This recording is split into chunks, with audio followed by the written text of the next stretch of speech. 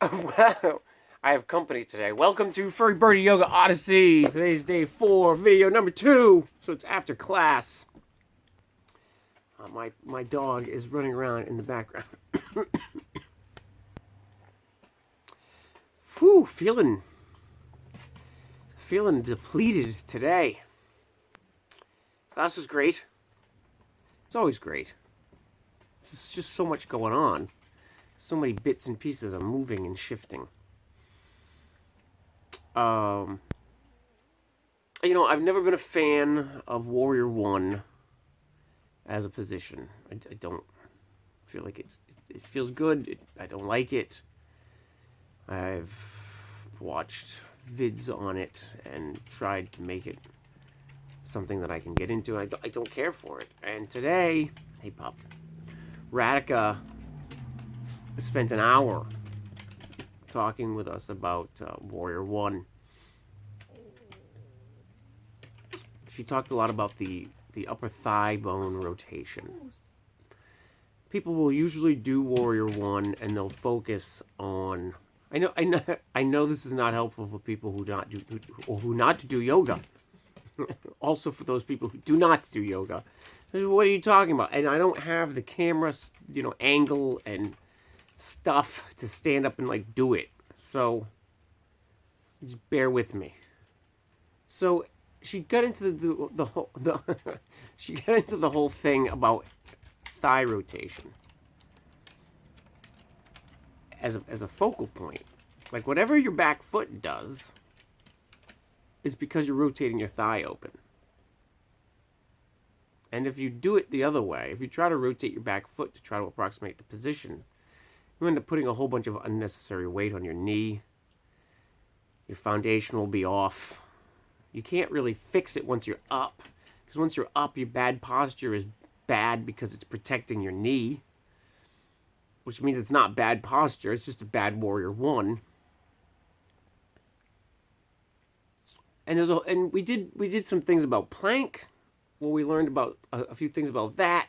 And it got me thinking about poses.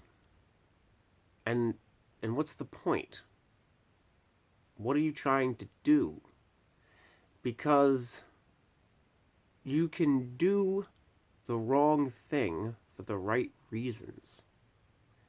Like in Warrior 1, you can twist your foot and have it at a 45-degree angle because you're trying to approximate the proper way to do a Warrior 1. But that's the wrong reason to do it. Wait a minute. That's the wrong thing to do for the right reason. I'm getting my own words confused. How can you follow along? My point, let me try again. The longest video with the simplest point. I wrote a note. Alright, it's the same thing I just said. You can do the wrong thing for the right reasons. You're trying to make your Warrior 1 look the way you think a Warrior 1 looks, but you're doing it wrong to get there. Like you're getting to that endpoint the wrong way. And then I realized, you can apply that to everything, everything. Just like any other notion that I've taken out of any of these classes, I find I'm able to apply it to all kinds of different aspects in my life. Take, for example, here's another one. Chair pose, right? Probably everybody knows what a chair pose is. You bend your knees, and you bend your hips, and you bend your ankles, and you make this little position. You look like a little chair. And I would always do a really deep chair. When you say, well, that's great, but my back bothers me if I do a really deep chair. Well, then why are you doing it? Why do it that way? You don't need to do it that way to get the benefit of doing a chair pose. Do a smaller, less deep chair pose and get the benefit of doing the thing without too much of a cost. This leads right into the idea of unnecessary tension and breaking things down into little pieces. And I'm going to keep doing this. I'm going to keep referencing these other lessons that I'm learning because they all string together over and over and over again. Sometimes We get stuck in a rut doing something wrong for the right reasons.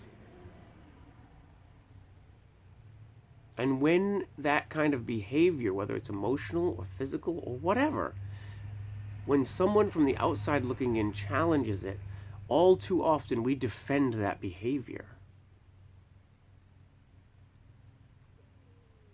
But if we saw someone else doing it, we would approach them the same way that we're being approached. Isn't that something? So that's ultimately the point here that I'm trying to put out. My slightly addled state is you can do the right thing the wrong way.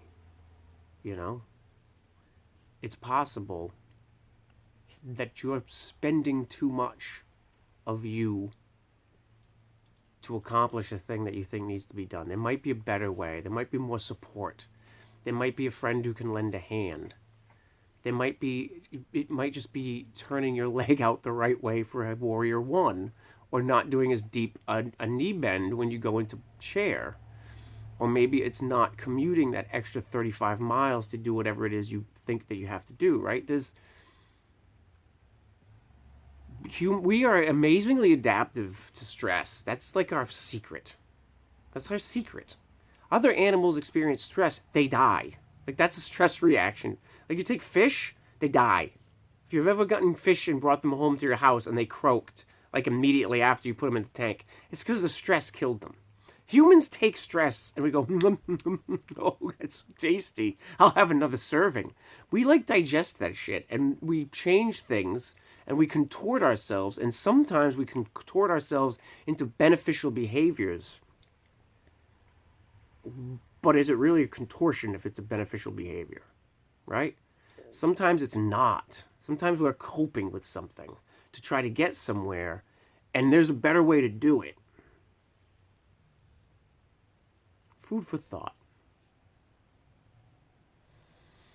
So I got a whole bunch of poses I got to go practice now because I want to achieve...